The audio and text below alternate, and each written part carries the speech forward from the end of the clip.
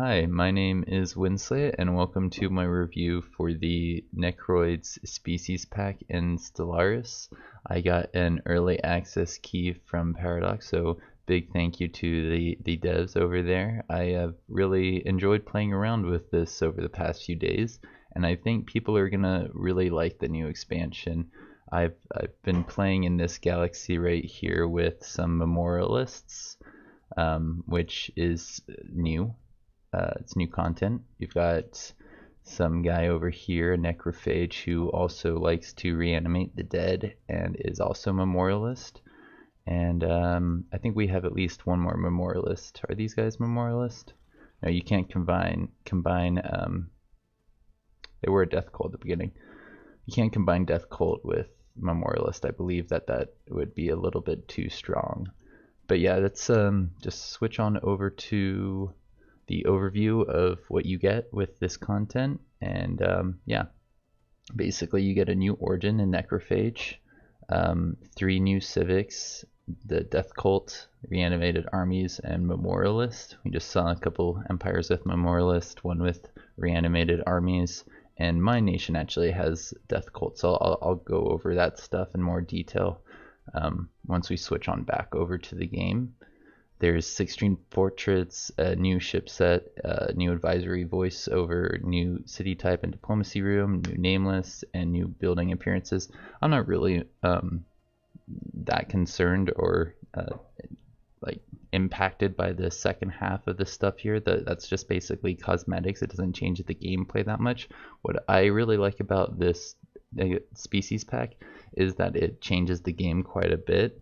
Unlike humanoids, which didn't do much, it just kind of added a new thing. I think I could go back and show off, yeah, some of the other ones. I don't like humanoids. I think it's a simple species pack that doesn't add any gameplay to the game. It just gives you more replayability, a tiny bit more replayability.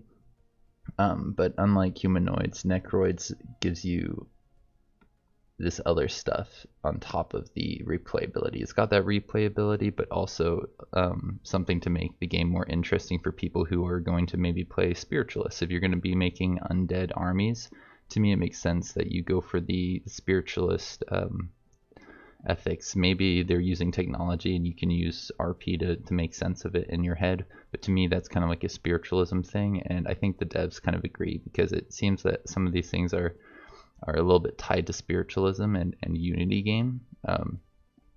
So, you know, keep that in mind. Hive minds can take memorialists, so they got some extra mechanics as well. I think it's basically good for everyone who's not like into machines, which makes sense because there was Synthetic Dawn, which made robots just like completely overpowered, and kind of made it so you had to choose robots in any kind of multiplayer.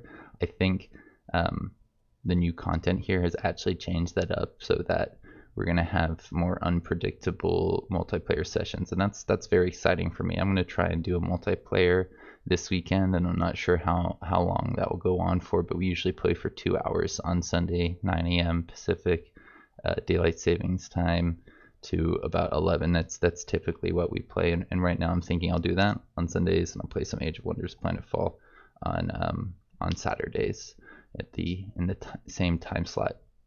So yeah, let's just hop back to the game really quickly to look at some of the things that come with corporate death cult and like necrophage and a couple other little things.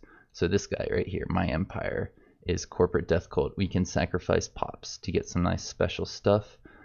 It combines pretty well with the Gospel of the Masses things, which gives you extra trade value for all of your spiritualist pops.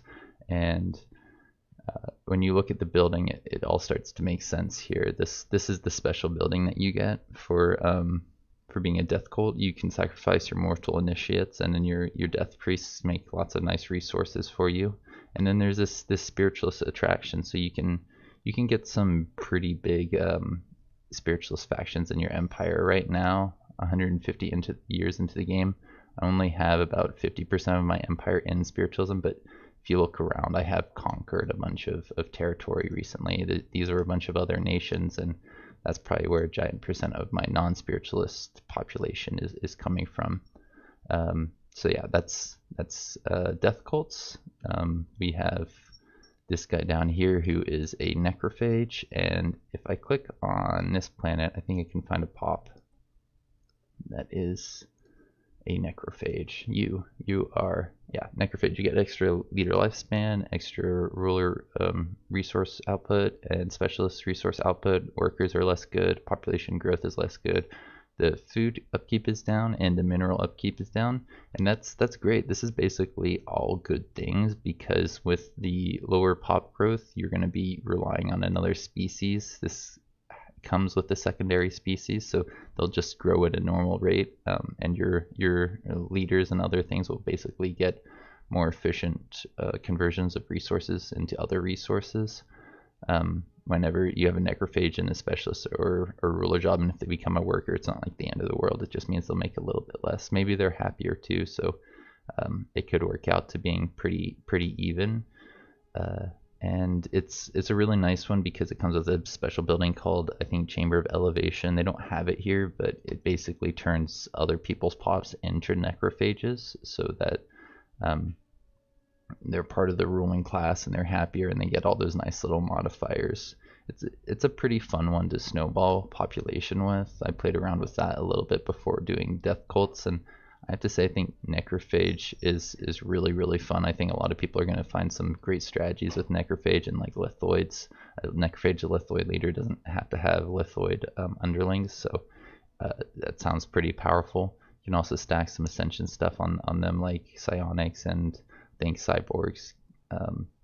So yeah, we've looked at memorialist. We've looked at, no, we haven't looked at memorialist. We've looked at death cults and necrophage. Memorialists can go on hive minds and regular empires and corporate empires, I believe, which means that you basically can get more unity and stability on your planets. It works really well with hive minds. These guys did really well for themselves because they were able to expand quite quick. It looks like their capital's not in great state. I thought they would have some of them on here. I clicked around, but it basically increases stability and gives you unity. I like this civic on hive minds because it gives them something that they can do with their extra building slot. When you are playing hive minds, you usually have an extra building slot, and this one fits really well into that role. Increasing stability gives you more resources out of the worlds, and hive minds tend to go wide, so that sounds like a really good combination to me. I haven't played that much with it, and I think, you know, I'm going to enjoy it when I get around to it. What else was there on the list? There was, right, death cults, reanimated armies, memorialists, and necrophage. So we just haven't looked at reanimated armies. That one is one of the least interesting ones to me. If you want to see a detailed breakdown, I did actually look at that one in a bit of detail when I was like able to tab into other things. And basically it replaces another type of building to give you ones that are slightly better at making armies, so you don't have to spend quite as many resources on armies. Like in this stage of the game, I'd be spending less on armies, and that I think could result in a pretty fun mid game, but I don't think it makes sense to take as your first little thing at the very beginning of a match. I think it's relatively easy to swap into, so keep that in mind. And yeah, basically I love this species pack. I think it's really fun, and I think you will too if you want to go ahead and give it a try. It's pretty affordable. When I saw the price, I was like, wow, it's only like what, $10, 7 something, and is it USDA or is that in, yeah, it's only $7.99, and that's $8 for hours and hours and hours of gameplay, loads and loads of replayability, not just you know, replaying with new portraits, but replaying with new mechanics. So yeah, if you enjoyed this video, don't forget to leave a like, subscribe, all those fun things, maybe share with a friend. I'll see you around.